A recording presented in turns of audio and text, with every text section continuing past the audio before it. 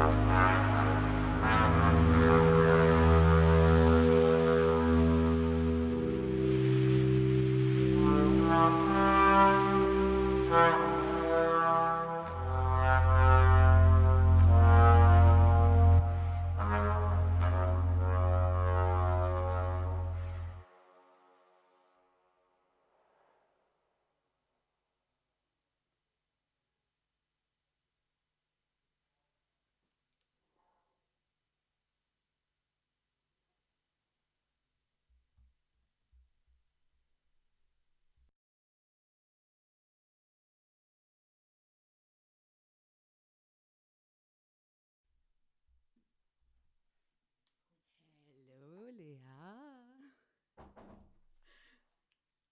Hello, Chloe. How are you feeling? This was mesmerizing. Tell me. I'm feeling good. It's a very special moment here in Brno, in Czech Republic.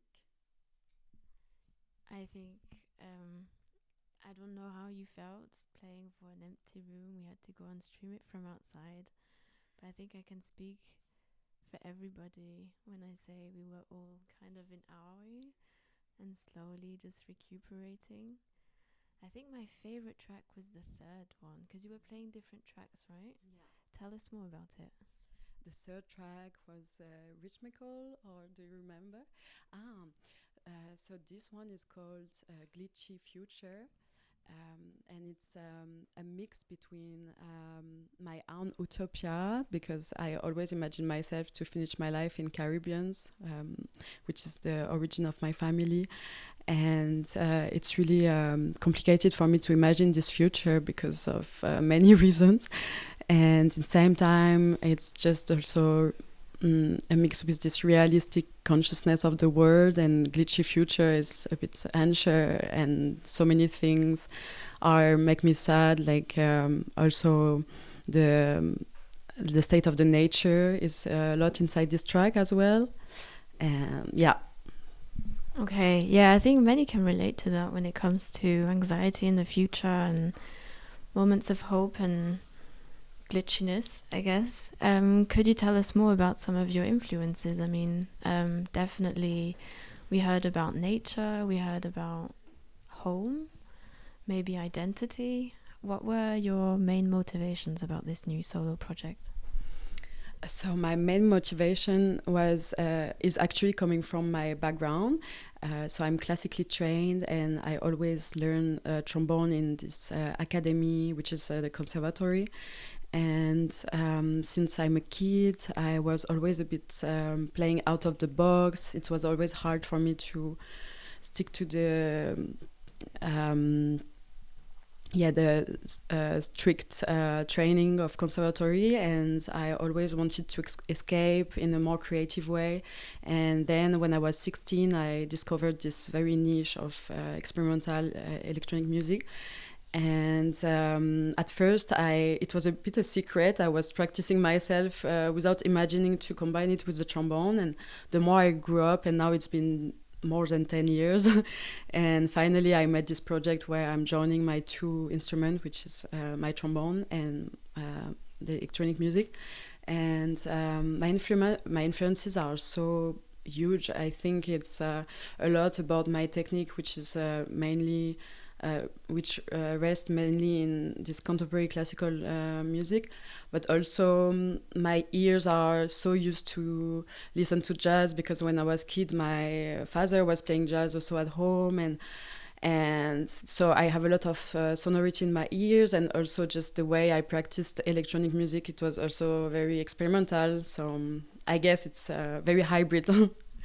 Definitely, you seem to have managed to build a bridge between so many different worlds. And I mean, I myself had a bit of a classical, playing with the piano, and I was also in a music school, but I never thought of putting both my more recent electronic music passion with classical music passion, and somehow you've managed to reconciliate so many worlds in one. Do you feel like because every world isolated was more limiting, and somehow you've discovered maybe more of an infinite possibilities? How did that come together? How do you feel? Maybe more free, maybe overwhelmed by the possibilities? Is this part of the project too? It's a huge question. I'm not sure I will be able to answer to it in the call.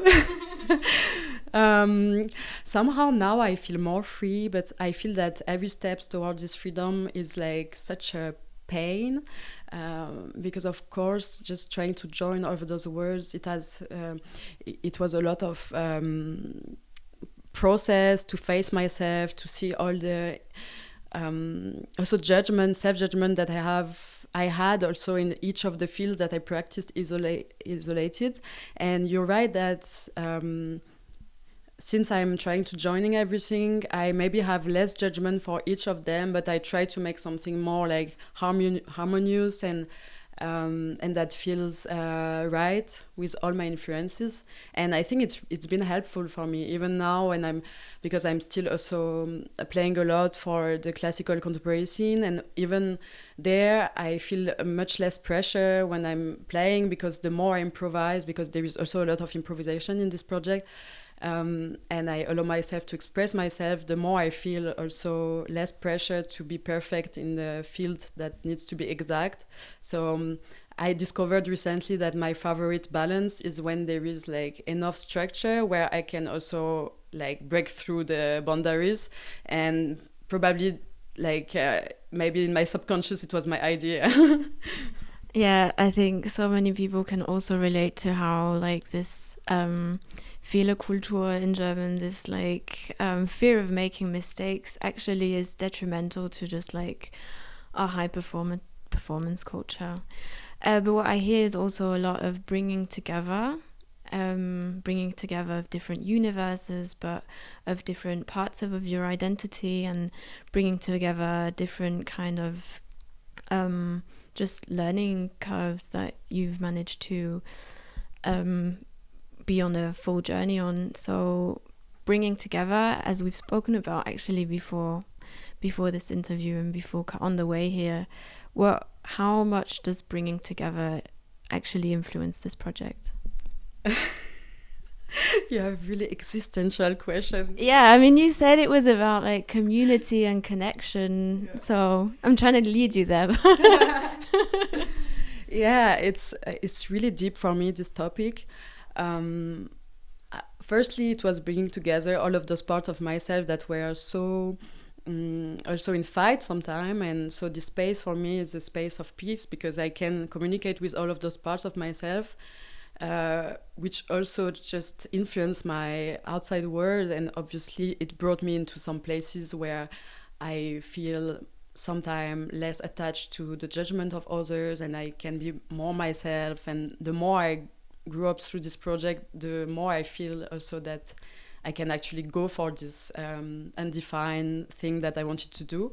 But then, obviously, in the way I'm building my tracks and this process of trying to bring together words, it also motivated me to go towards some community as well. For example, in Vienna, when I came here, I really wanted to be more connected to the people, because I feel that also in this classical education, we are very used to be isolated, to like perfect our craft in a way that we spend hours and hours alone in our room. And now I'm more in a logic that if I'm finding the right balance between improvising and preparing things and mixing words, it allows me also to spend more time with some people that inspires me and some other artists, not only musicians. And it's really a huge topic for me, and definitely it's not only a practice in my music, but it's also something I try to bring in my life, to connect with people, to try to be inspired with like real things, and not only this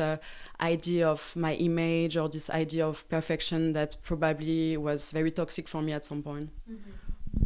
Okay, I mean, I think you bring together actually so many different kind of curiosities. I remember seeing you last year back in Flug for the Struman Jordan event, and yeah, there is really such a noticeable eye from the people watching you when you perform live. How do you feel the connection then when you play? Because you speak about improvisation a lot. How has this been for you as a journey? Is it like also something you enjoy doing? Is it a lot of pressure? How is that?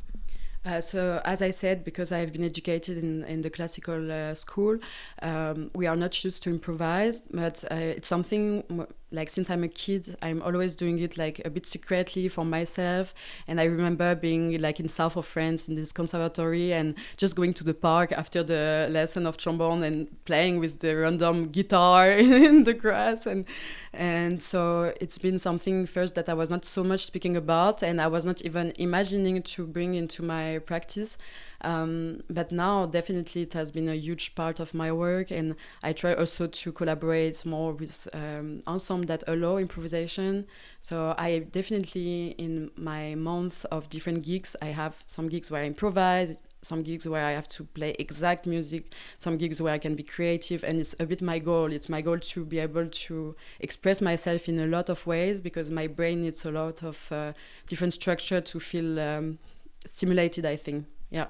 Okay, exciting. So speaking about gigs, when can we see you next? Anything exciting coming up? So next, I'm very, very excited to perform for the amazing artist, which is Florentina Holzinger. And I will play in 1 week for her. But the show is unfortunately sold out since already a long time. But there it will be very nice. It will be a very nice space of freedom, actually, because we will not only play music that is written by the composer, but also we will improvise a lot. We will perform with the body. I will be naked, and it will be like completely free. So yeah, I'm looking forward for this experience, definitely. Okay, sounds really out of the comfort zone, but also super exciting. Okay, thank you so much for sharing these thoughts. And I don't know, do you have anything else that you would like to add?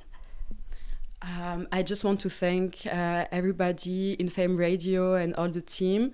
I'm super happy. It's my first time to do a radio show and to like present my music in this format. So thank you so much. Thank you to you, Leah, who invited me. It's been a while. We wanted to do this, and I'm super glad that finally we managed to do it. Yeah, I'm super happy. It's all really hyped. And yeah, thanks again.